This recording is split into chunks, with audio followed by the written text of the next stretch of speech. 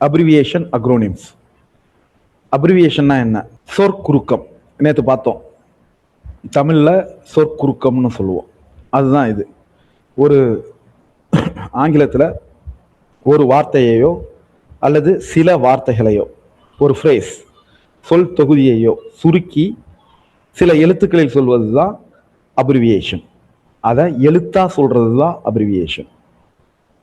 மீண்டும் சொல்கிறேன், இப்போ பிரைம் மினிஸ்டர்னு இருக்கு, இதை சுருக்குறோம் பிஎம். இதை பிஎம்னு படித்தோம்னா அது அப்ரிவியேஷன். அது எழுத்தா படித்தா அப்ரிவியேஷன். இஎம்ஐஎஸ் இது ஒரு அப்ரிவியேஷன். இதை இஎம்ஐஎஸ் அப்படின்னு தான் சொல்லணும். எமிஸ்னு சொல்றது தப்பு. இதை நாம் நினைவில் கொள்வோம். இஎம்ஐஎஸ் எமிஸ்னு சொல்றது தப்பு. ஏன்னா இஎம்ஐஎஸ்ங்கிறது ஒரு அப்ரிவியேஷன். அதை நம்ம எழுத்துக்களாகத்தான் படிக்க வேண்டும். அடுத்தது அக்ரோனிம். அதே சொற்குறுக்கம் தான். ஆனால் இதை என்ன பண்ணுவோம், ஒரு சில வார்த்தைகளின் முதல் எழுத்தை கொண்டாந்து ஒன்றா வச்சு அதை வார்த்தையாக படிப்போம். பேன் நம்பர் அப்படின்னு சொல்லுவோம். பேன் அப்படின்னா பர்மனன்ட் அக்கௌண்ட் நம்பர். இதை பிஏஎன்னு சொல்ல மாட்டோம், பேன்னு சொல்லுவோம். இது acronym. NEET, national eligibility cum entrance test. இதை என்இஇடின்னு சொன்னீங்கன்னா தவறு. ஏன்னா இது ஒரு அக்ரோனிம். நீட்னு சொல்லணும். சார் இதை என்இஇடின்னு சொன்னால் தப்புன்னு சொல்றீங்களா? யார் வந்து கேட்க போறா? இல்லை. ஏன்னா இது அந்த அமைப்புகள் முடிவு பண்ணுது. அதாவது NATO, north Atlantic treaty organisation, அதுக்கு பேர் வச்ச அமைப்பு இருக்குல்ல, அது என்ஏடிஓன்னு படிக்க சொல்லலை, நேட்டோன்னு சொல்லிட்டு அதை அக்ரோனிமாக தான் அவங்க பயன்படுத்துகிறாங்க. நீங்கள் திருப்பி போய் அதை அப்ரிவியேஷனாக என்ஏடிஓன்னு சொன்னீங்கன்னா புரியாது. யுனெஸ்கோன்னு ஒன்று இருக்குது, இதை போய் யுஎன்இஎஸ்சிஓன்னு சொல்லிக்கிட்டு இருந்தீங்கன்னா புரியாது. யுஎன்ஐசிஇஎஃப் அப்படின்னு சொன்னீங்கன்னா புரியாது. அப்போ யுனெஸ்கோ யுனிசெஃப்னு தான் சொல்லணும். ஏன்னா இந்த அமைப்புகள் அதை அக்ரோனிமா வடிவமைச்சிருக்காங்க. அதை நம்ம அப்படி தான் சொல்லணும். இப்போ டாட்டான்னு ஒரு நிறுவனம் இருக்குது, அது பெயரில் வந்தது, அது அந்த உரிமையாளரின் பெயரில் டாட்டா அப்படின்னு வந்திருக்கு. ஆனால் ஹெச்எம் மோட்டார்ஸ்னு ஒரு நிறுவனம் ரொம்ப காலத்துக்கு முன்னாடி இருந்தது, இந்துஸ்தான் மோட்டார்ஸ்னு பேர், அது ஹெச்எம் அப்படின்னா அது அக்ரோனிம் அப்படி நம்ம புரிஞ்சுக்கணும். இப்படி பல விஷயங்கள் இதில் இருக்குது. அது அந்த வகுப்புகளில் இருக்குது. AIDS, ADHD, UFO, undefined flying objects, இது போல் நிறைய விஷயங்கள் இருக்குது. காலை வகுப்பில் மிஸ் பண்ணவங்க அதில் பார்த்துட்டு வாங்க. அவசியம் இதை பாருங்கள். வாய்ப்புகள் இருக்குது, மதிப்பெண்ணுக்கான வாய்ப்பு இதில் இருக்குங்கிறத நம்ம புரிஞ்சுக்கிறோம். காலையில் எந்த சந்தர்ப்பத்தில் நீங்கள் இந்த வகுப்பை மிஸ் பண்ணீங்கிறத நாங்கள் புரிஞ்சுக்கிறோம். அதனால் இதை மீண்டும் பார்த்துருங்க. அந்த வகுப்பில் ஒரு மதிப்பெண் நிச்சயமாக உண்டு. அந்த பாடமும் முக்கியமானது. 8ஆம் வகுப்பு முதல் பாடம் நோஸ் ஜுவல் அப்படிங்கிற பாடமும் முக்கியமானது. அதை பார்த்துருங்க. அடுத்தது ஃபார்மல் லெட்டர், இன்ஃபார்மல் லெட்டர் கேட்டிருக்காங்க. நிச்சயமாக நாம் வந்து ஒரு டெட்டுங்கிறது வந்து அக்ரோனிமா அப்ரிவியேஷனா? கொஞ்சம் யோசிச்சு பாருங்க. டெட்டுங்கிறது அக்ரோனிமா அப்ரிவியேஷனா? இப்போ உங்களுக்கு வந்திருக்கும், டெட்டுங்கிறது அக்ரோனிம். டிஎன் டெட் அப்படின்னு சொல்றோமே, இது எந்த வகையில் லாஜிக்? டிஎன் இது அப்ரிவியேஷன், தமிழ்நாடுங்கிறதுனுடைய அப்ரிவியேஷன். டெட்டுங்கிறது அக்ரோனிம். இதை எந்த கணக்கில் எடுப்பீங்க? Okay, formal letter, informal letter, இதில் வந்து நமக்கு கேள்விகள் வருவதற்கான வாய்ப்புகள் மிக மிக குறைவு. அதை நம்ம ஸ்கிப் பண்ணிடுறோம். இதில் வந்து என்ன இருக்கும்? Salutation, body of the letter, subscription, sender's name, இது எல்லாமே ரெண்டுக்குமே பொதுவாக தான் இருக்கும். இதில் கேள்விகள் வருவதற்கான வாய்ப்புகள் மிக குறைவு. வரவே வராதனால எதையுமே சொல்ல முடியாது, மிக குறைவு. Let's start from our session with parts of speech. Parts of speech இங்கிலீஷில் ஒரு முக்கியமான ஒரு பகுதி. நிச்சயமாக ஒரு 1 அல்லது 2 மதிப்பெண் உள்ள பகுதி. சார் நீங்கள் முக்கியமாக மதிப்பெண் உள்ள பகுதியெல்லாம் இங்கிலீஷில் சொல்கிறத கூட்டினாலே 150 மதிப்பெண் வந்துடும் போல இருக்கே அப்படின்னு சொல்லுவீங்க, நினைப்பீங்க. இல்லை, அப்படியெல்லாம் நான் சொல்லலை. ஸ்பாட்ஸ் ஆஃப் ஸ்பீச்சில் நிச்சயமாக 2 மதிப்பெண் உண்டு, அதில் மாற்று கருத்து இல்லை. அதே போல் பொயட்டிக் டிவைசஸில் 3 முதல் 4 மதிப்பெண்கள் வரை வாய்ப்பு உள்ளது. கிராமர்ல ஒரு 15 மதிப்பெண்கள் வாய்ப்பு உள்ளது.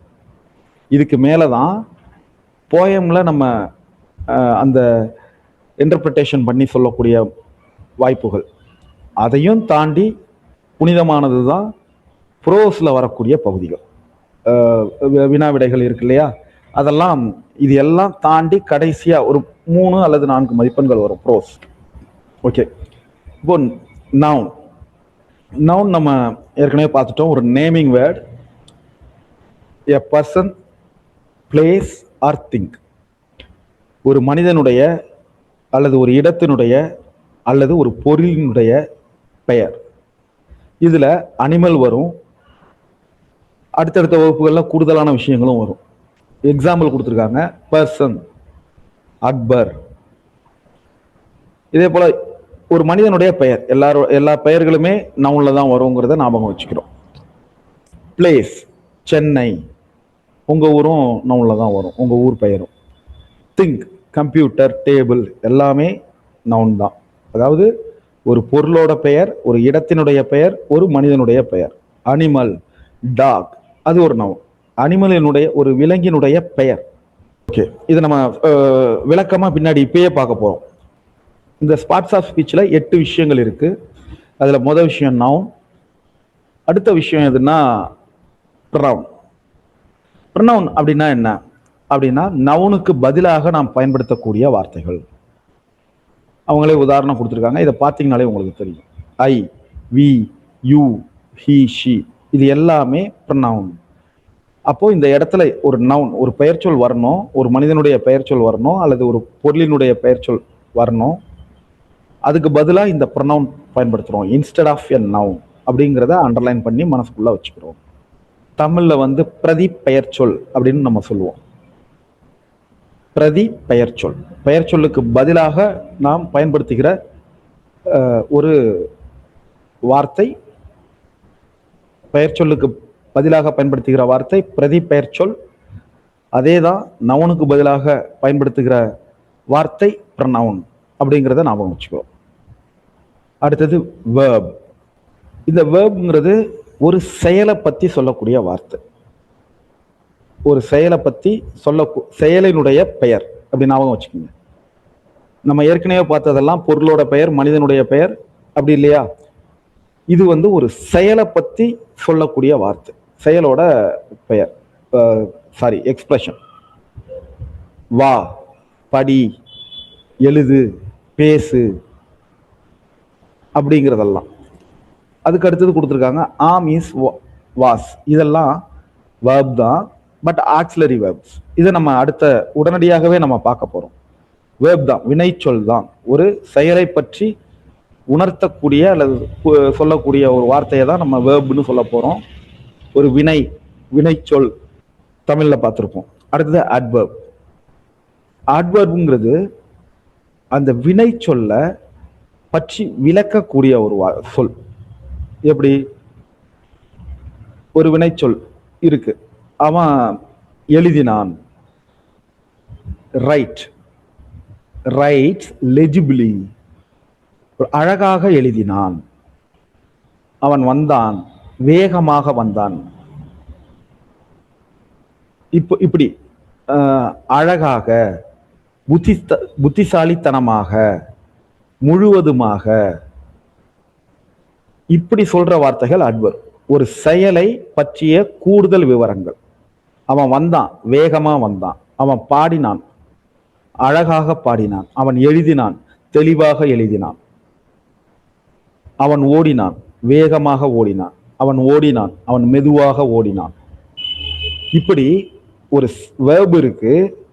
அந்த வேர்ப், அந்த செயல் எப்படி நடந்தது அப்படிங்கிறத டெஸ்கிரைப் பண்ற ஒரு வார்த்தை தான் அட்வர்ப். அது அந்த வினை எப்படி நடந்ததுங்கிறத கூடுதலா சொல்லுங்கிறத நம்ம புரிஞ்சுக்கிறோம். அடுத்தது அட்ஜெக்டிவ். அட்ஜெக்டிவ் அப்படிங்கிறது நம்ம வேர்பை மாடிஃபை பண்றது அட்வர்ப்னு சொன்னோம். அதே போல ஒரு நவுனை மாடிஃபை பண்றது அட்ஜெக்டிவ். ஒரு நவுன் எப்படி இருக்கும்? he is a boy, அவன் ஒரு பையன். Intelligent boy, good boy, bad boy, clever boy, honest boy, beautiful girl, great speech. இப்படி ஒரு நவுன பற்றிய கூடுதல் விவரங்களை சொல்லக்கூடிய விஷயங்கள் வந்து அட்ஜெக்டிவ் அப்படின்னு சொல்றோம். எப்படி வெர்ப பத்தி கூடுதல் விவரங்கள் சொல்றத அட்வர்ப்னு சொல்றோமோ, அதே போல ஒரு நவுனை பற்றி கூடுதலாக சொல்லக்கூடியது அட்ஜெக்டிவ். இதுல வந்து பியூட்டிஃபுல், இன்டெலிஜென்ட், குட், பேட், இது போல நிறைய வார்த்தைகள் இருக்கு. இது எப்படின்னா, இப்போ அட்வர்ப்னா என்ன பார்த்தோம்? ஓடினான், வேகமாக ஓடினான். நம்ம தமிழ்லயே வச்சுப்போம். ஓடினான், வேகமாக ஓடினான். பாடினான், அழகாக பாடினான். நளினமாக ஆடினாள். இப்படி நிறைய வார்த்தைகள் இருக்கு இல்லையா? அந்த ஆக ஆக ஆகன்னு வரும் இல்லையா? இது அட்வர்ப். இந்த அட்ஜெக்டிவ்னா ஆனன்னு வச்சுக்கோங்க. அவன் அழகான புத்திசாலித்தனமான பையன், அவன் நேர்மையான பையன், அவன் விசுவாசமான பையன். இப்படி ஆனன்னு நம்ம தமிழ்ல மொழிபெயர்த்தோம்னா வரும் இல்லையா? இதெல்லாம் அட்ஜெக்டிவ். அதாவது ஒரு நவுனை பத்தி கூடுதலா சொல்ற வார்த்தை. இதை நம்ம புரிஞ்சுக்கிறோம். அடுத்தது ப்ரப்போசிஷன். ப்ரப்போசிஷன் நமக்கு தெரியும். ஒரு நவுனுக்கும் அல்லது ப்ரொனவுனுக்கும் இடையில உள்ள ரிலேஷன்ஷிப்பா சொல்லக்கூடியது ஒரு நவுன் அல்லது ப்ரொனவுன். அதே போல இன்னொரு நவுன் அல்லது ப்ரொனவுன், இதுக்கு இடையில உள்ள ரிலேஷன்ஷிப்பை சொல்லக்கூடியது ப்ரொனவுன் அப்படிங்கிறத புரிஞ்சுக்கிறோம். இப்போ ப்ரப்போசிஷன் அப்படிங்கிறது இரண்டு நவுன் அல்லது ப்ரொனவுனுக்கு இடையே இருக்கக்கூடிய தொடர்பை சொல்லக்கூடிய வார்த்தை அப்படிங்கிறத நம்ம புரிஞ்சுக்கிறோம். அடுத்தது கன்ஜெக்ஷன். கன்ஜெக்ஷன் அப்படிங்கிறது இரண்டு சொற்களை அல்லது இரண்டு வாக்கியத்தை, ஜாயின் வேர்ட்ஸ் ஆர் சென்டென்ஸ், இதை இணைக்கக்கூடியது அப்படிங்கிறத நம்ம புரிஞ்சுக்கிறோம். இரண்டு சொற்கள் அல்லது இரண்டு வாக்கியங்கள், இதை இணைக்கக்கூடிய இணைப்பு சொல் அப்படின்னு சொல்லுவோம் இல்லையா? அதுதான் கன்ஜெக்ஷன். இந்த கன்ஜெக்ஷன் அப்படிங்கிறதுக்கு ஜங்ஷன் அப்படின்னு இருக்கு இல்லையா? இதை ஞாபகம் வச்சுக்கோங்க. ஜங்ஷன் அப்படிங்கிறத ஞாபகம் வச்சுக்கோங்க. ரெண்டு விஷயத்தை சேர்க்கிற ஒரு இடம். அப்போ ஜங்ஷன், கன்ஜெக்ஷன் அப்படின்னா இணைக்கிறது. இதை ஞாபகம் வச்சுக்கோங்க. இதே போல ப்ரப்போசிஷன் அப்படின்னா பொசிஷன் அப்படிங்கிறத ஞாபகம் வச்சுக்கோங்க. இரண்டு நவுனுக்கு இடையில இருக்கக்கூடிய உறவை சொல்லக்கூடியது ஒரு position. On, under, above, with, about, into, இப்படி பொசிஷனை சொல்லக்கூடியது ப்ரப்போசிஷன். நம்ம ஆசிரியர்கள் இது நமக்கு எளிதா ஞாபகம் வந்துடும். இருந்தாலும் டக்குன்னு நம்ம நினைவில் கொள்வதற்கான ஒரு கீவேர்ட்ஸ். அப்ப கன்ஜெக்ஷன் அப்படின்னா ஜங்ஷன், ஒரு இணைப்பு சொல். ஜங்ஷன்னா இணைக்கிற இடம். ப்ரப்போசிஷன் அப்படின்னா ஒரு பொசிஷன், அதை வெளிப்படுத்தக்கூடிய இடம்.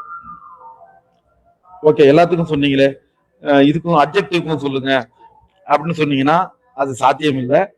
ஆனா அட்வர்புக்கு சொல்லலாம்.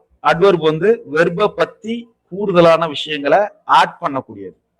ஆட் வெர்பு, இதை ஞாபகம் வச்சுக்கோங்க. ஒரு வெர்பு, அந்த வெர்ப கூடுதலாக, வெர்ப பத்தி கூடுதலாக சொல்லக்கூடியது ஆட்வர்ப். அதேதான் நவுன், ப்ரொனவுன். உங்களுக்கு தெரிஞ்சிருக்கும், நவுனுக்கு பதிலாக வரக்கூடியது ப்ரொனவுன், பிரதிப்பெயர் சொல். இது இந்த ப்ரொனவுன்ங்கிற வார்த்தையிலேயே நவுன் இருக்கு. இதை வச்சு நீங்க புரிஞ்சுக்க முடியும். மொத்தம் 8 parts of speech: noun, pronoun, verb, adverb, இந்த அட்ஜெக்டிவ். அடுத்தது ப்ரப்போசிஷன், கன்ஜெக்ஷன், இன்டர்ஜெக்ஷன். இந்த இன்டர்ஜெக்ஷன் கன்ஜெக்ஷன் வரலையும் பார்த்துட்டோம். இரண்டு சொற்கள் அல்லது இரண்டு வாக்கியங்களை இணைக்கக்கூடிய சொல் தான் கன்ஜெக்ஷன், கன்ஜங்ஷன். அடுத்தது இன்டர்ஜெக்ஷன். இது சடன் ஃபீலிங்கை எக்ஸ்பிரஸ் பண்ணக்கூடிய ஒரு வார்த்தை. அலாஸ், வாவ், ஹூரே, ஹலோ, ஆ, பிரவோ, இது போன்ற வார்த்தைகள். வியப்பு சொல்னு நம்ம சொல்லுவோம் இல்லையா? அதுதான் இந்த இன்டர்ஜெக்ஷன். இன்டர்ஜெக்ஷன் அப்படின்னா வியப்பு சொல், நம்ம நினைவில் கொள்றோம். ஓகே, நவுன் நம்ம பார்த்தோம். இந்த நவுன்ல மொத்தம் எத்தனை இருக்கு? 5 வகை இருக்கு. அதாவது 8ஆம் வகுப்பு சிலபஸ் படி 5 வகை இருக்கு. இப்படி ஞாபகம் வச்சுக்கோ. இதுல கூடுதலா இன்னொரு 2 நவுன் இருக்கு. Noun is a word used as the name of a person, place, thing. இதுவரையிலும் தான் நம்ம அந்த போன செஷன்ல பார்த்தோம். அனிமல் இதையும் பார்த்துட்டோம். Or an idea. இப்போ நம்ம இந்த ஐடியா இப்போ எக்ஸ்ட்ரா சேர்ந்துருக்கு. அடுத்தது ஒரு ஃபீலிங்கும் இதுல வரும். இப்போ இந்த நவுன்ல நிறைய வகைகள் இருக்கு. என்னென்ன? Proper noun, common noun, collective noun, abstract noun, material noun. இப்போ இந்த 5 வகையையும் படிக்கும் போதுதான் நமக்கு நவுன் எது எதுங்கிறதுலயே தெளிவு வரும். இப்ப நவுன்னா நமக்கு பெயர் சொல்னு தெரியும். எதெல்லாம் பெயர் சொல்னு நமக்கு தெரியாது. அதாவது முழுமையா நம்ம சொல்ல முடியாது. பட் நம்ம இந்த டாபிக்கை முடிக்கும் போது எது எதெல்லாம் பெயர் சொல்லுங்கிறதுல ஒரு சின்ன தெளிவு கிடைச்சிடும். ப்ராப்பர் நவுன் நம்ம ஏற்கனவே பார்த்தோம். ஹரி, அக்பர், ஸ்டீஃபன், கயல், இதுவரையிலையும் நபர்களினுடைய பெயர் சொல். பெயர். சென்னை, தமிழ்நாடு, இந்தியா, இது இடத்தினுடைய பெயர். சோ ஒரு நபரினுடைய பெயர் அல்லது இடத்தினுடைய பெயர். குறிப்பாக பர்டிகுலர் பர்சன், பர்டிகுலர் பிளேஸ், இதை நம்ம ஞாபகம் வச்சுக்கிறோம். ஏன்னா இதை புரிஞ்சுக்கிட்டாதான் அடுத்து இருக்கக்கூடிய காமன் நவுன் நம்ம புரிஞ்சுக்க முடியும். ஹரி, அக்பர், ஸ்டீஃபன் இவங்கெல்லாம் தனித்தனி நபர்கள், அவங்களுடைய பெயர்கள். நம்ம ஏற்கனவே பார்த்துருக்கோம். இதை விளக்கமாவே நம்ம இதுலயும் பார்த்துருக்கோம். அடுத்தது காமன் நவுன். பாய். இப்ப பாய்னா ஒரு பையனை குறிக்கும். அது கடந்து போகிற எந்த பையனையும் நம்ம பையனும் சொல்ல முடியும். ஒரு ஸ்கூல்ல இருக்காங்க அப்படின்னா எத்தனை பசங்க? 105 பசங்க. அப்ப 105 பசங்களுக்கும் பாய்னு தான் பேரு. எத்தனை கேர்ள்ஸ் படிக்கிறாங்க?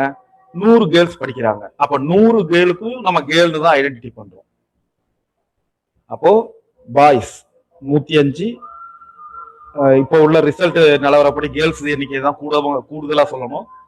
ஓகே. பாய், கேர்ள், இது காமன் நவுன்.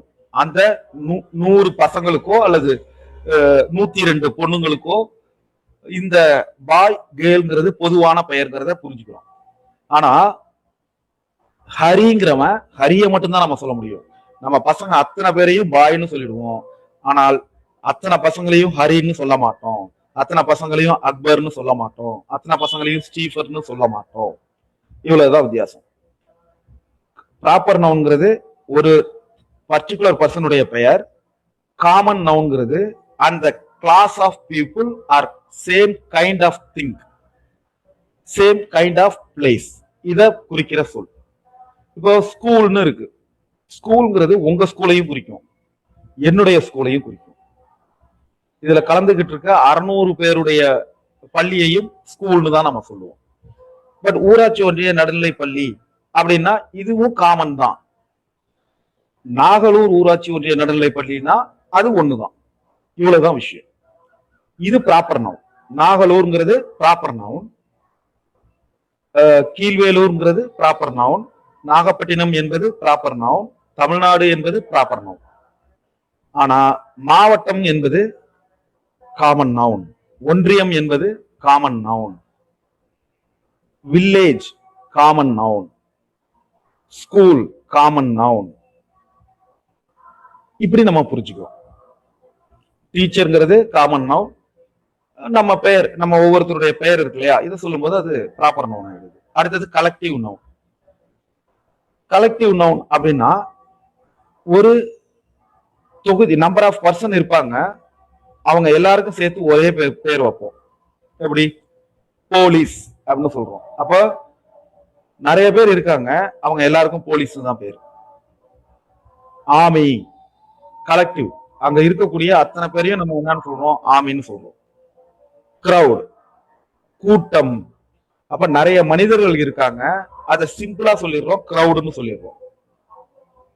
பீப்புள், இந்த பீப்புள்ங்கிறது கலெக்டிவ் நவுன். நிறைய மக்கள் இருக்காங்க, ஆனா ஒரே வார்த்தையில பீப்புள்னு சொல்லிடுறோம். இந்த பீப்புள்ங்கிற வார்த்தையில ஒரு இன்ட்ரெஸ்டிங்கான விஷயம் இருக்கு. பீப்புள்ங்கிறது சிங்குலர் ஃபார்ம் தான். பட் வேரியேஷன் எப்ப வரும்னா, இப்ப பீப்புள்ஸ் ஆஃப் இந்தியா அப்படின்னு நம்ம சொல்லலாம். பீப்புள்ஸ் ஆஃப் இந்தியா அப்படின்னு சொல்லும்போது என்ன விஷயம்னா பலதரப்பட்ட மக்கள், பலதரப்பட்ட மக்கள் அப்படி நம்ம புரிஞ்சுக்கிறோம். இந்த பீப்புள்ஸ் ஆஃப் இந்தியாவுக்குள்ள பல குழுக்களாக இருக்கக்கூடிய மக்களை குறிக்கிற வார்த்தை அப்படிங்கிறத நம்ம புரிஞ்சுக்கிறோம். Team, collective noun. நம்ம காலையில பார்த்தோம் குரூன்னு ஒரு விஷயம். ஒரு கப்பலை இயக்குகிற குழு, ஒரு விமானத்தை இயக்குகிற குழு, ஒரு தொடர் வண்டியை இயக்குகிற குழுவுக்கு குரு அப்படின்னு நம்ம பேர்.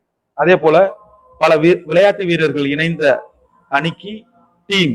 டீம்ங்கிறது சிங்குலர், சிங்குலர், ஒரே ஒரு தான், ஏ டீம் அப்படின்னு தான் சொல்லுவோம். அதுக்குள்ள 11 பேர் இருக்கலாம். கிரிக்கெட்டா இருந்தா, கபடியா இருந்தா 7+5 12 பேர் இருக்கலாம். வாலிபால் இருந்தா 6க்கு 6 12 பேர் இருக்கலாம். ஆனால் அதை சிம்பிளா டீம்னு ஒரே வார்த்தையில முடிச்சுவோம். Nation, family. இந்த ஃபேமிலிக்குள்ள எத்தனை பேர் இருக்காங்கன்னு தெரியாது, ஆனா அத்தனை பேரையும் சேர்த்த ஒரு கலெக்டிவான ஒரு வார்த்தை கலெக்டிவ் நவுன். அடுத்தது அப்ஸ்ட்ராக்ட் நவுன். இப்போ நம்ம இந்த நவுன்கிற வார்த்தையில name of a person, place, thing, animal, idea இதை மட்டும்தான் நம்ம பார்த்திருப்போம். அதனாலதான் சொல்றோம் இந்த அப்ஸ்ட்ராக்ட் நவுனை புரிஞ்சுக்கிட்டீங்கன்னா இந்த நவுனை பத்தின ஒரு ஐடியா வந்துடும். அப்ஸ்ட்ராக்ட் நவுன் அப்படின்னா quality, name of the quality, name of the quality, name of an action or state. இது எல்லாமே அப்ஸ்ட்ராக்ட் நவுன். இப்போ குவாலிட்டி அப்படின்னு பாத்தீங்கன்னா கைண்ட்னஸ், இது ஒரு abstract noun. Honesty, abstract noun. Action, laughter, laughter, லாஃப்னா வெர்பு, லாஃபர் அப்படிங்கும்போது அது அப்ஸ்ட்ராக்ட் நவுனா மாறிடுது. ஹேட்ரட், வெறுப்பு. இது எல்லாத்தையும் நம்ம உணரதான் முடியும். இத நம்ம உணரதான் முடியும். குவாலிட்டி, இது ஒரு நம்ம குவான்டிட்டி குவாலிட்டி நமக்கு தெரியும். இந்த குவாலிட்டிங்கிறத நாம உணரதான் முடியும். இத வந்து விசிபிளா நம்ம சென்ஸ் பண்ண முடியாது. இப்ப கைண்ட்னஸ் அப்படிங்கறத நம்ம உணரதான் முடியும். ஹானஸ்டி, நேர்மை அப்படிங்கறத உணரதான் முடியும். சார் லாஃபரை நம்ம உணர முடியுமே, நம்ம பார்க்க முடியுமே? இல்ல. சிரிப்புங்கிறதையும் உணரதான் முடியும், வெறுப்புங்கிறதையும் உணரதான் முடியும். யூத், இளமை, இது ஒரு ஸ்டேட், இது ஒரு ஸ்டேட். இதை ஞாபகம் வச்சுக்கணும். அதே போல முதுமை, அதே போல சைல்டுஹுட், இது எல்லாமே abstract noun. Childhood, youth, old age, இது எல்லாமே அப்ஸ்ட்ராக்ட் நவுன். Action, lawful. ஒவ்வொரு வெர்புக்கு பின்னாடியும் அந்த வெர்புனால ஏற்படக்கூடிய விளைவுன்னு ஒண்ணு இருக்கும். இது எல்லா வெர்புக்குமே வரும். அதாவது புன்னகை, ஸ்மைல், இது போல நிறைய இருக்கு. எல்லா வெர்புன்னு சொல்ல முடியாது, பல வெர்ப்ஸ்க்கு இது வரும். இது எல்லாமே அப்ஸ்ட்ராக்ட் நவுன் அப்படிங்கறத நம்ம புரிஞ்சுக்கணும். அடுத்தது கடைசியாக மெட்டீரியல் நவுன் அப்படின்னு ஒண்ணு கொடுத்துருக்காங்க. இந்த மெட்டீரியல் நவுன் அப்படிங்கிறது என்ன? எல்லாருக்கும் பிடிச்ச கோல்டு, சில்வர், டைமண்ட், இது எல்லாமே material noun. Fibre, wood, clay, cotton. இப்ப நமக்கு புரிஞ்சிருக்கும் raw material of a product.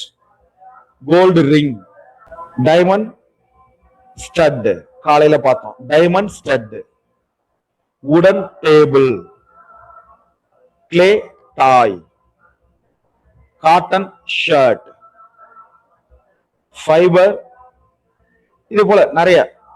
இப்ப ஃபைபர்ங்கிறது ஆல்மோஸ்ட் எல்லா விஷயத்திலையும் வந்துருச்சு.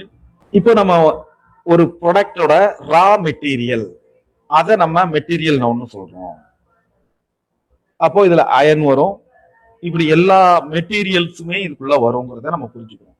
குறிப்பா நம்ம சிலபஸ்ல இருக்கக்கூடிய வார்த்தைகள் gold, silver, fibre, diamond, wood, clay, cotton, இதுல நம்ம குறிப்பு எடுத்துப்போம்.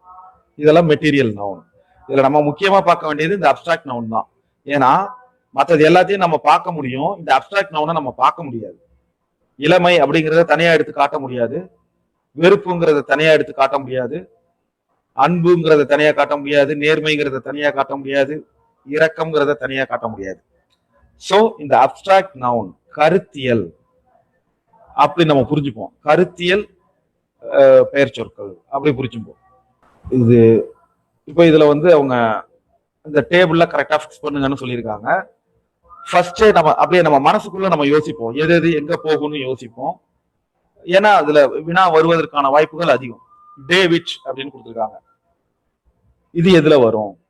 Person, Madurai, place, parrot, animal, happiness, ideas or feelings, book, thing. இப்போ முதல் 5ல 5 வந்துருச்சு. இதேதான் கடைசி வரலையும் போயிட்டு இருக்கும். கிரீன் எதுல வரும்? கிரீன் எதுல வரும்? ஐடியாஸ். சூப்பர், ஐடியாஸ்ல வரும். கிரீன் ஐடியாஸ்ல வரும். இப்ப நம்ம பர்சனை மட்டும் பார்த்துருவோம். David person, Narayanan person, sister person, Kalam person, women person, Bharathi person, brother person, Vijay மாண்புமிகு தமிழக முதல்வர் விஜய் பர்சன். இப்படி நம்ம புரிஞ்சுக்கிறோம். அடுத்தது பிளேஸ், மதுரை. அடுத்தது வேற என்ன இருக்கு? பிளேஸ குறிக்கக்கூடிய சொற்கள் மும்பை, ஸ்கூல், கான்வென்ட். இது எல்லாமே திருச்சி. முக்கியமா அதான் விட்டுட்டோமே, தமிழ்நாட்டோட பரபரப்பான மையம். இது எல்லாமே பிளேஸ குறிக்கக்கூடிய இடங்கள். அடுத்தது திங்க், நிறைய இருக்கு. புக், கம்ப்யூட்டர், என்ன ரொம்ப கம்மியா இருக்கு, பென்சில், அவ்வளவுதான். அனிமல்ல பேரட், டைகர், ஸ்வான், எலிஃபண்ட் இதெல்லாம் வருது. ஐடியாஸ் தான் நம்ம முக்கியமா பார்க்கணும். Happiness, thought, green, problem, solution, success. இது எல்லாமே ஐடியாஸ். ஓகே, கிளியர் ஆயிருப்பீங்கன்னு நான் நினைக்கிறேன். Okay, collective noun. இப்ப நம்ம பார்த்தோம், இந்த நவுன்லயே நம்ம கலெக்டிவ் நவுன் இங்க இருக்கு இல்லையா? நம்பர் ஆஃப் பர்சன் அல்லது திங்ஸ் எல்லாம் ஒன்னு சேர்ந்து இருக்கிற இடத்த கலெக்டிவ் நவுன்ல குறிப்பிடுவோம். நிறைய போலீஸ் கான்ஸ்டபிள்ஸ் இருக்கிற இடத்த நம்ம போலீஸ்னு சொல்லுவோம். நிறைய சோல்ஜர்ஸ் சேர்ந்து நின்னா ஆர்மின்னு சொல்லுவோம். நிறைய பர்சன் சேர்ந்து நின்னா கிரௌடுன்னு சொல்லுவோம். நிறைய இண்டிவிஜுவல் சேர்ந்து நின்னா பீப்புள்னு சொல்லுவோம். நிறைய பிளேயர்ஸ் சேர்ந்து நின்னா டீம்னு சொல்லுவோம். நிறைய ஃபேமிலி மெம்பர்ஸ் சேர்ந்து இருக்கிற இடத்த ஃபேமிலின்னு சொல்லுவோம். இப்படி குரூப் நேம் இங்க கொடுத்துருக்காங்க. Proper name, common name, collective name, அப்சாக்ட் name இங்க மேல இருக்கு. ஒரு 4-5 வார்த்தைகள் இருக்கு. இதுல இருந்து எழுத சொல்லியிருக்காங்க. இதுல ஹாபி அப்படிங்கிறது முதல் வார்த்தை. ஹாபிங்கிறது. அதே போல பிஸி அப்படிங்கிறது abstract noun. Leisure abstract noun. People common noun. Interest abstract noun. Personality abstract noun.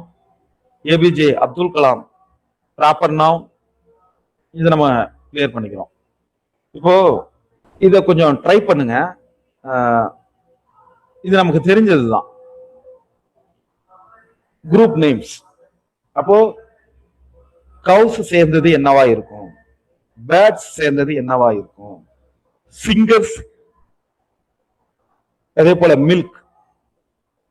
ஒரு மில்க் நிறைய இருக்கு, ஒரு இடத்துல இருக்கு, மேல உள்ளதுல மட்டும்தான்.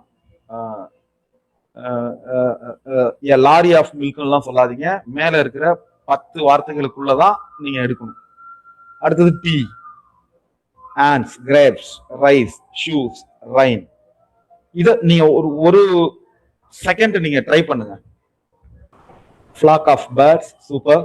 கோய் of singers, bowl of rice, super ma'am. Viji ma'am super. Pair of shoes, super. Lakshmi ma'am. அவ்வளவுதான் விஷயம். இதுல யாருமே அந்த பஞ்ச் ஆஃப் கிரேப்ஸ் ட்ரை பண்ணல. Swarm of arms, super. 001543 Masalamani sir, super. Punch of grapes அவ்வளவுதான். இது நமக்கு ஏற்கனவே அறிமுகமானதுதான். சைட்ல நம்ம விளக்கம் கொடுக்கறதுக்காக எழுதி வச்சிருக்கோம். a head of house. Okay, போதும். enough. a head of cows, a flock of birds, நம்ம கோரஸ் அப்படின்னு சொல்றோம் இல்லையா, அதோட ரூட் வேர்டு, அதனுடைய ரூட் வேர்டு இந்த கோயா. choir of singers, bottle of milk, cup of tea, swarm of ants, bunch of grapes, bowl of rice, pair of shoes, shower of rain. இது collective noun. நம்ம 8ஆம் வகுப்புல முதல் பருவத்துல வந்திருக்கிறது. இதுல நம்ம கிளியரா இருக்கும். Okay, super. அடுத்தது ப்ரொனவுன். இந்த ப்ரொனவுன் அப்படிங்கிறது எதுக்கெல்லாம் தேவைன்னு கேட்டீங்கன்னா, டைரக்ட் இன்டைரக்டுக்கு தேவை. இந்த ப்ரொனவுன் டைரக்ட் இன்டைரக்டுக்கு தேவை. நம்ம பயன்படுத்துகிற அந்த பேராகிராஃப், அது எல்லாத்துக்குமே இந்த ப்ரொனவுன்ஸ் தேவை. நீங்க ஒரு சென்டென்ஸை விட்டு கூடுதலாக இன்னொரு வார்த்தையை சேர்த்து ஒரு பேராகிராஃப் எழுதுறீங்க அப்படின்னா இந்த ப்ரொனவுன் தேவை. முக்கியமா டைரக்ட் இன்டைரக்டுக்கு தேவை. மற்றபடி ஒரு சென்டென்ஸ் எழுதுறீங்க, தொடர்ந்து இன்னொரு சென்டென்ஸ் எழுதுறீங்கன்னா அதுல ப்ரொனவுனுடைய பங்கு அதிகம். ஒரு வாக்கியத்தோட நம்ம நிறைவு செஞ்சிட போறோம்னா நமக்கு ப்ரொனவுனை பத்திய அறிவே தேவையில்லை. ஆனால் அந்த வாக்கியத்துக்கு அடுத்த வாக்கியம் நம்ம எழுதுறதுக்கு தயாரானோம்னா we must be clear in pronoun. ப்ரொனவுன்ல ஒரு தேர்ச்சி அவசியம். ஏன்னா அதுதான் நம்முடைய அந்த எழுத்தை சிறப்பாக கொண்டு போகும். pronoun is a word used instead of a noun. நம்ம ஏற்கனவே பார்த்துட்டோம். ஒரு நவுனுக்கு பிரதியாக வரக்கூடிய இன்னொரு நவுன், பெயர் சொல்லுக்கு பிரதியாக வரக்கூடிய பிரதி பெயர் சொல். இப்போ முதல் sentence, Shobha always loves dancing. இது வரலையும் எழுதுறோம், நமக்கு பிரச்சனையே கிடையாது. ஆனா அடுத்த வரி எழுதுறோம், Shobha wants to go to dance school. இது இரண்டாவது செய்தி. இதை எழுதும் போது நம்ம ஷோபான்னு பயன்படுத்தினோம்னா தவறு. ஏன்னா ஒரு பேராகிராஃபை நம்ம ஸ்டார்ட் பண்ணிட்டோம், ஆல்ரெடி ஷோபான்னு சொல்லிட்டோம். இப்ப அடுத்து திருப்பி ஒவ்வொரு வரியிலையும் ஷோபா ஷோபா அப்படின்னு சொல்லிக்கிட்டு இருக்க கூடாது. அது அழகியல் இல்லை. அதுக்கு பதிலா ஷோபா நடனத்தை விரும்புகிறாள், ஷோபா நடன பள்ளிக்கு செல்ல விரும்புகிறாள், இல்ல அவள் நடன பள்ளிக்கு செல்ல விரும்புகிறாள் அப்படிங்கிறது தான் இதுல உள்ள வார்த்தை. இதுல she replaced the noun Shobha. the word is she is a pronoun. இப்போ இங்க ஷோபாங்கிற வர வேண்டிய இடத்துல ஷீன்னு வந்திருக்கு.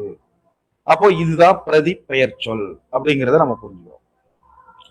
ஓகே, இதுல எத்தனை வகையான நவுன் இருக்கு இந்த டேபிள கொஞ்சம் அப்சர்வ் பண்ணுங்க. சப்ஜெக்ட் ப்ரொனவுன் நமக்கு தெரியும். சப்ஜெக்ட்னா என்னன்னு, ஒரு செயலை முன்னெடுக்கிற, ஒரு சென்டென்ஸ்ல ஒரு செயல் இருக்குன்னா அந்த வினையை செய்கிற ஒரு இதுதான் நம்ம சப்ஜெக்ட்னு சொல்லுவோம். ஆப்ஜெக்ட் ப்ரொனவுன் டைரக்ட் இன்டைரக்ட்ல நம்ம அதிகமா பயன்படுத்தக்கூடியது இந்த ஆப்ஜெக்ட் அப்படிங்கிற வார்த்தை. அடுத்தது பொசசிவ் அட்ஜெக்டிவ். இது ப்ரொனவுன் தான், ஆனா அட்ஜெக்டிவா வரும். பேனா என்னுடைய, கண்ட்ரி நம்முடைய தேசம், அவர் கண்ட்ரி. பென்சில் உங்களுடைய பென்சில், யுவர் பென்சில். இப்படி இந்த உடையன்னு வருது இல்லையா, இதுதான் பொசசிவ். என்னுடைய, உன்னுடைய, அவனுடைய, அவளுடைய, அதனுடைய, அவர்களுடைய. இந்த உடைய அப்படிங்கிறது தான் பொசசிவ். பொசசிவ்னா என்னன்னா உடைமையாக பெற்றிருத்தல். பொசஸ் அப்படின்னா உடைமை அப்படின்னு அர்த்தம். அப்போ உடையன்னு வரக்கூடிய தமிழர்த்தம் வரக்கூடியது எல்லாமே பொசசிவ் அட்ஜெக்டிவ். இதை நம்ம புரிஞ்சுக்கணும். உடையன்னு வரக்கூடிய அத்தனை ப்ரொனவுனும் பொசசிவ் அட்ஜெக்டிவ். இதுல நம்ம கிளியரா இருக்கும். என்னுடைய, நம்முடைய, உன்னுடைய, உங்களுடைய, அவர்களுடைய, அவனுடைய, அவளுடைய, அதனுடைய, இதுதானே இந்த வார்த்தைகள் தமிழ் அர்த்தம். அதானே மை என்னுடைய, அவர் நம்முடைய, இவர் உன்னுடைய. அப்போ இந்த உடையங்கிற அர்த்தம் தரக்கூடிய அத்தனையும் பொசசிவ் அட்ஜெக்டிவ். இதை நம்ம புரிஞ்சுக்கணும். அட்ஜெக்டிவ்னா என்ன, ஒரு நவுனுக்கு கூடுதலாக தகவலை தரக்கூடிய சொல். இதையும் நம்ம கவனத்துல வச்சுக்கிறோம். அப்போ பென், மை பென், என்னுடைய பேனா, அது ஒரு பேனா. பேனாங்கிறது ஒரு தகவல், என்னுடைய பேனாங்கிறது கூடுதல் தகவல். Car, our car. Your pencil, your table. அப்படி ஒரு நவுனை பத்தின கூடுதல் தகவல்.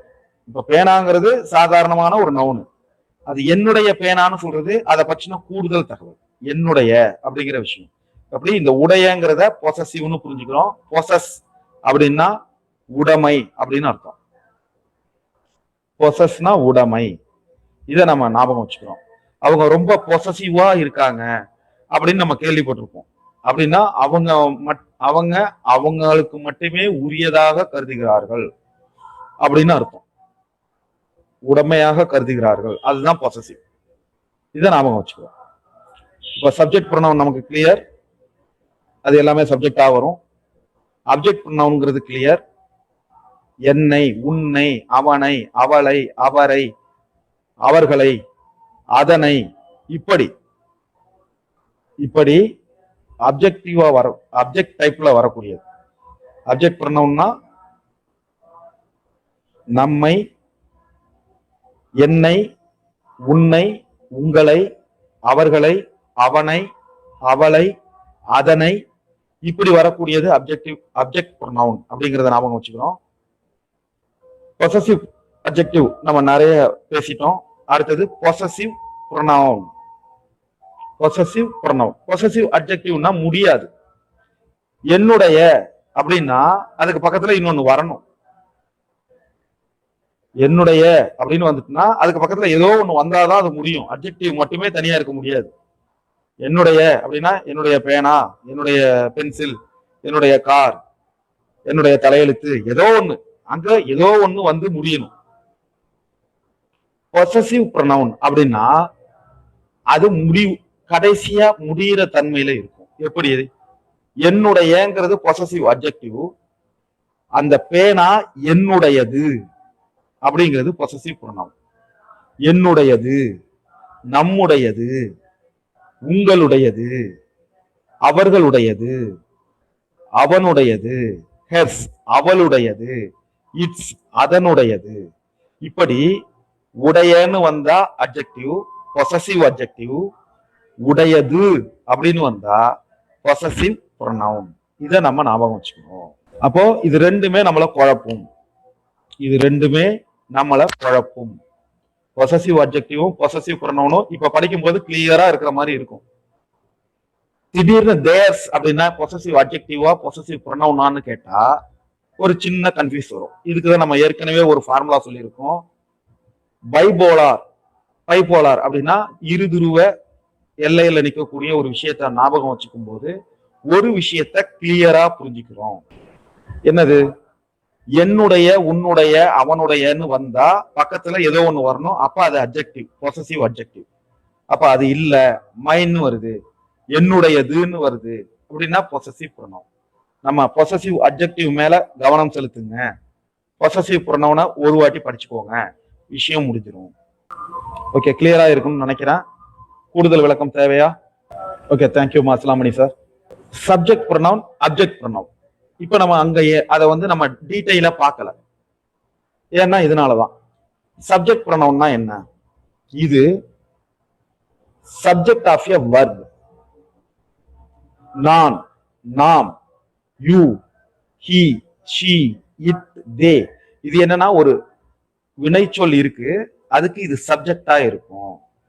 நான் ஓடினேன், நாம் வென்றோம், நீங்கள் படிக்கிறீர்கள், அவன் ஆடினான், அவள் பாடினாள், அது தாவியது, அவர்கள் வென்றனர், அப்படி இருக்குன்னு வச்சுக்கோங்க. இப்போ இது எல்லாமே ஒரு வெர்புக்கு சப்ஜெக்டா வரக்கூடியது. இதை நம்ம புரிஞ்சுக்க முடியுதா?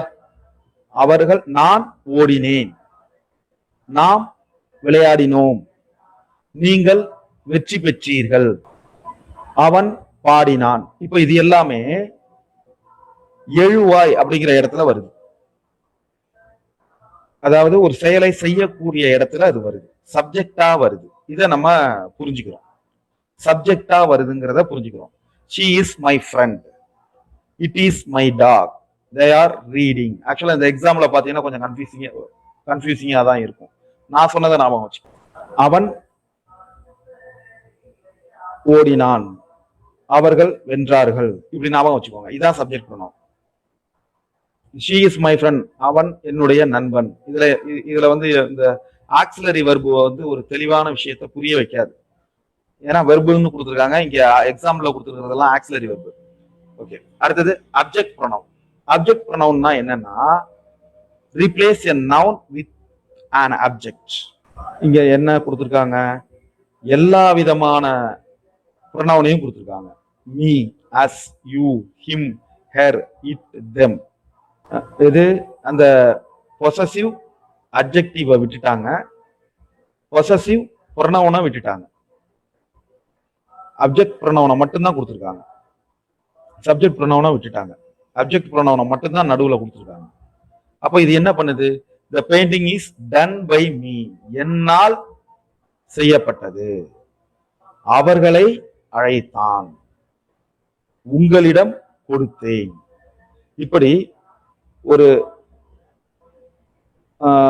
அப்ஜெக்டுக்கு பதிலாக, நவுனுக்கு பதிலாக பிரதி இருக்கக்கூடிய ஒரு வினைக்கு பதிலாக, அதாவது பயனிலையாக வரக்கூடியதுதான் அப்ஜெக்ட் அப்படிங்கிறத நம்ம புரிஞ்சுக்கிறோம்.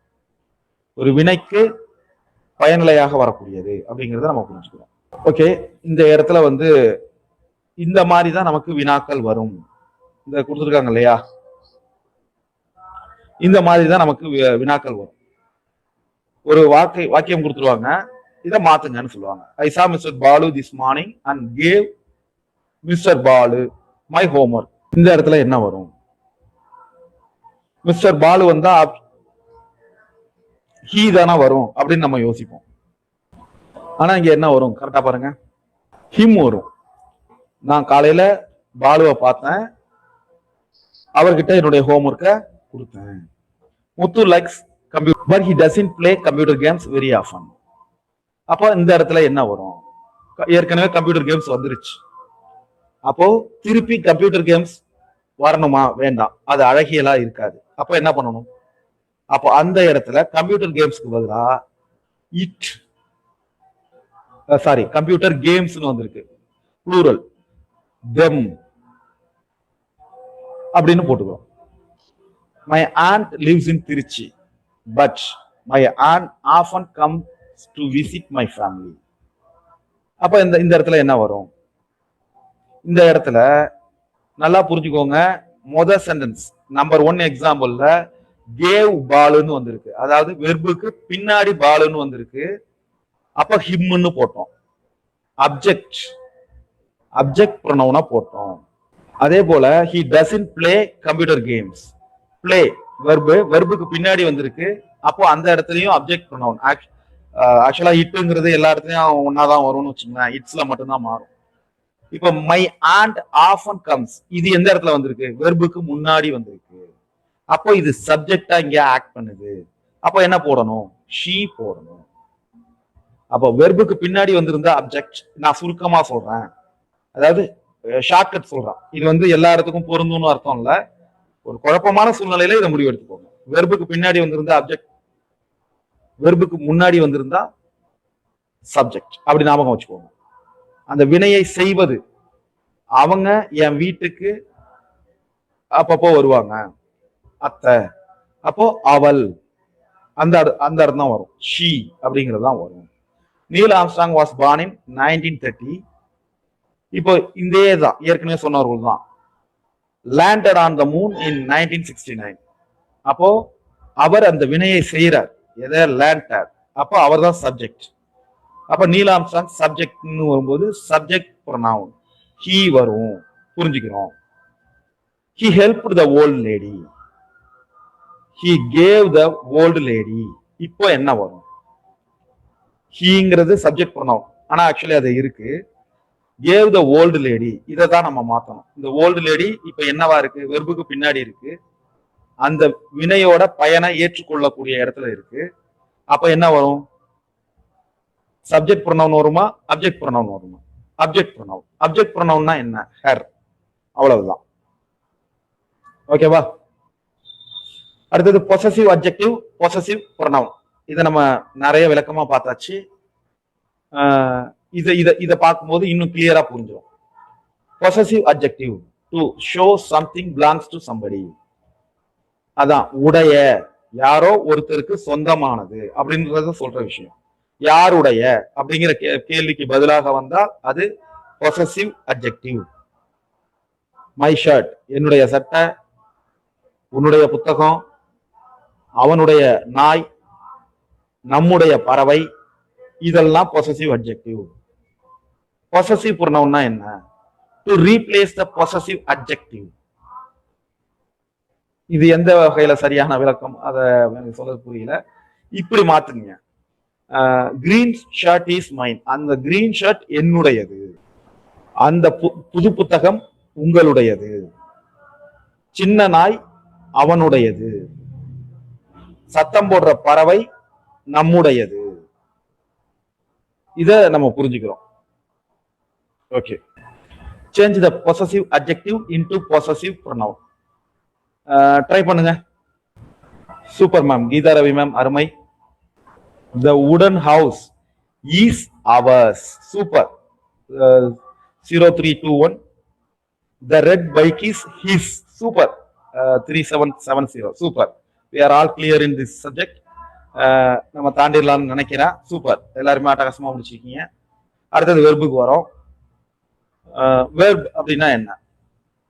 வெர்ப் அப்படின்னா வினைச்சொல். நம்ம வழக்கமா கடந்த ஒரு 40 நாளா நம்ம தமிழ்லையும் இங்கிலீஷ்லையும் மாத்தி மாத்தி பார்த்துக்கிட்டு இருக்கிறது இதுதான். Transitive verb, intransitive verb. இது நமக்கு தெரியும். நம்ம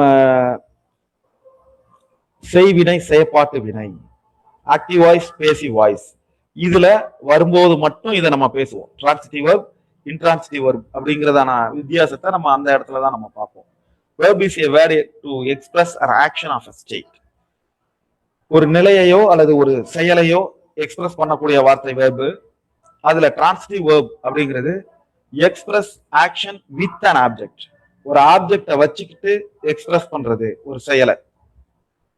உதைத்தேன், பந்தை உதைத்தேன். வீசினேன், பந்தை வீசினேன். வென்றேன், அவனை வென்றேன். தோற்கடித்தோம், அவர்களை தோற்கடித்தோம். இப்படி வர்றது. அப்போ நம்ம செய்யற அந்த செயலுக்கு ஒரு ஆப்ஜெக்ட் இருக்கும். ஒரு ஆப்ஜெக்ட் இருக்கும். சாரி, ஆப்ஜெக்ட் சொல்லிட்டேன், சாரி. ஆப்ஜெக்ட் இருக்கும். அப்போ வீசினேன், பந்தை வீசினேன். அடித்தேன், அவனை அடித்தேன். உதைத்தேன், கால்பந்தை உதைத்தேன். இப்படி எல்லாத்தையுமே நம்ம சொல்லி பார்த்தீங்கன்னா அதுக்கு ஒரு ஆப்ஜெக்டை நம்ம கொண்டு வர முடியும். அப்படி ஆப்ஜெக்டை கொண்டு வர முடியாத எல்லாமே இன்ட்ரான்சிட்டிவ் வெர்ப். நான் ஓடினேன், இதை நம்ம என்ன ஆப்ஜெக்ட் கொண்டு வருவோம்? நான் ஓடினேன், நான் வீசினேன், நான் பந்தை வீசினேன்னு சொல்லிடுவோம். அப்போ பந்துங்கிற ஒரு ஆப்ஜெக்ட் இருக்கு, அது டிரான்சிட்டிவ் அப்படிங்கிறத நம்ம புரிஞ்சுக்கிறோம். ஆப்ஜெக்டிவ் இருக்கு, அதனால அது டிரான்சிட்டிவ். நான் ஓடினேன், இதுக்கு என்ன ஆப்ஜெக்ட் கொடுக்க முடியும்? கொடுக்க முடியாது. அப்போ அந்த இடத்துல ஒரு ஆப்ஜெக்ட் கிடையாது. அப்போ இந்த ஆப்ஜெக்ட் இல்லாத ஒரு வினைச்சொல் இன்ட்ரான்சிட்டிவ் வெர்ப்ஸ். இத நீங்க பேசிவா மாத்த முடியாது. மாத்துறதுல சிரமம் அதிகம். இவ்வளவுதான் இதுல உள்ள விஷயம். நான் ஓடினேன், எதை ஓடினேன், எப்படி நான் ஓடினேன்னு சொல்ல முடியும்? எதை ஓடினேன்னு சொல்ல முடியாது. எங்க ஓடினேன்னு சொல்ல முடியும், எப்படி ஓடினேன்னு சொல்ல முடியும். எதை ஓடினேன்னு சொல்ல முடியுமா? முடியாது. இதுதான் இன்ட்ரான்சிட்டிவ். இப்படி இன்ட்ரான்சிட்டிவ் வெர்ப்ஸ் நிறைய இருக்கு. இதை நம்ம அடுத்தடுத்த விஷயங்கள்ல, வகுப்புகள்ல பார்ப்போம். Okay, language check. நம்ம காலையில லாங்குவேஜ் செக் நான் கொஞ்சம் ஸ்பீடா போயிட்டேன்னு நினைக்கிறேன். ஓகே, இந்த இடத்துல நம்ம பார்த்துப்போம். I cannot cope up with this pressure. I cannot cope with this pressure. Actually, அதோட pronunciation காப் தான். I cannot cope up with this pressure. I cannot cope with this pressure. அப்போ இந்த காப் அப்படிங்கிறதுக்கு அர்த்தம் என்னன்னா மேனேஜ் பண்றது, ஒரு விஷயத்த மேனேஜ் பண்றது. அப்போ அதுக்கு பின்னாடி எப்போதுமே வித்து தான் வரணும், அப்பு வரக்கூடாது. இது ஒரு ரூல் இருக்கு. இங்கிலீஷ்ல தான் சொல்லியிருக்கோமே, ஒரு வார்த்தை, ஒரே ஒரு வார்த்தை இருக்கும், அதுக்கு 10 ரூல் இருக்கும். அப்போ இந்த காப் அப்படிங்கிற வார்த்தைக்கு பின்னாடி அப் எப்போதுமே வராதுங்கிறது ஒரு விதி. இதை ஞாபகம் வச்சுக்கோங்க. அடுத்தது முக்கியமான விஷயம், he has gray hairs.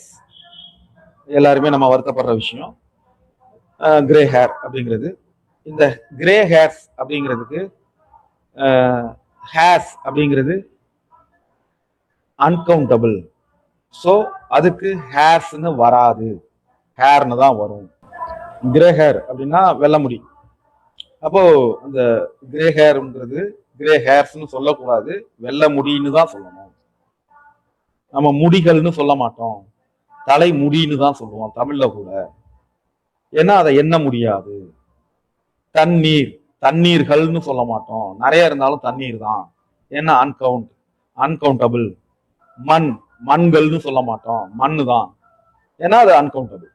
அதே போலதான் நீங்க தமிழ்ல சொல்லி பாத்தீங்கன்னாலே கிட்டத்தட்ட மேட்ச் ஆயிடும், கிட்டத்தட்ட இல்ல ஆல்மோஸ்ட் மேட்ச் ஆயிடும். What is the time in your watch? What is the time by your watch? In your watch அப்படிங்கிறத யூஸ் பண்றது தவறு, அது ஒரு ரூலா வச்சிருக்காங்க. Use by to ask the time அப்படிங்கிறத சொல்லியிருக்காங்க. இந்த போயத்தோட நம்ம முடிச்சுப்போம். முக்கியமான போயம் இதோட முடிச்சுப்போம். கிருஷ்ணா எம் கர்ஷன் எழுதினவங்க. ஏன்னா இந்த போயத்தை நம்ம ஏற்கனவே நம்ம வந்து போயட்டிக் டிவைசஸ்ல பார்த்துட்டோம். ஸோ நம்ம கொஞ்சம் வேகமா நம்ம போயிட முடியும். ஸ்பெஷல் ஹீரோ, முக்கியமான போயம், குறிப்பெடுத்துக்கோங்க. Special hero Christine M Kerschen அவங்க எழுதின போயம். இதை நான் எழுதிக்கிங்க, குறிப்பெடுத்துக்கோங்க. இதுல ஒவ்வொரு வரியும் முக்கியம், ஆனா ரொம்ப ஈஸியான போயம். முதல் 4 வரிகள். when I was a baby you would hold me in your arms. நான் ஒரு குழந்தையா இருந்த போது நீங்க என்ன கைகள்ல வச்சிருந்தீங்க. I felt the love and tenderness keeping me safe from harm. நான் வந்து அந்த அன்பையும் இரக்கத்தையும் உணர்ந்தேன். என்னை வந்து ஹார்ம்னஸ், அதாவது துன்பங்கள்ல இருந்து என்னை பாதுகாத்தீங்க, தீய தீயவை கிட்ட இருந்து என்ன பாதுகாத்தீங்க. இதெல்லாம் வந்து அந்த கிருஷ்ணா எம் ஹெர்ஷன் அப்படின்றவங்க அவங்க அப்பாவை நோக்கி சொல்ற தன்மையில இருக்கும். நேரேட்டர் யாருன்னா அந்த போயட் தான் நேரேட்டர். அவங்க குழந்தை பருவத்துல இருக்கும்போது நடந்ததை வச்சு இப்போ அவங்க வளர்ந்த பிறகு அவங்க தந்தையை நோக்கி சொல்ற மாதிரி இருக்கும். இதை ஞாபகம் வச்சுக்கோங்க.